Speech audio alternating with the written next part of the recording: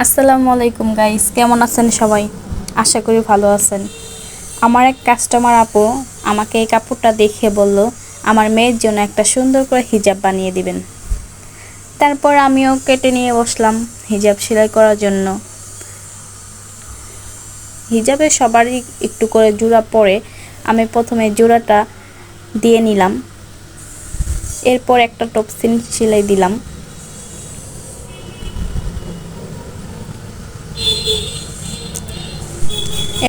এখন মাথার ক্যাপটা লাগিয়ে নেব,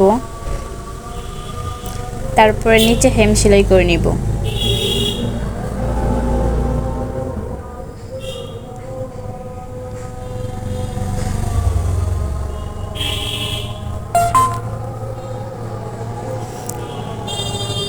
হেম সেলাইটা দেওয়া হয়ে গেলে তারপর আমি লেজ লাগিয়ে নিব।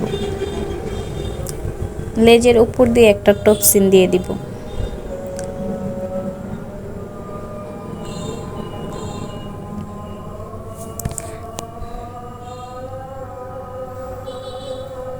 এই তো আমার হয়ে গেল হিজাব। কেমন হয়েছে জানাবেন।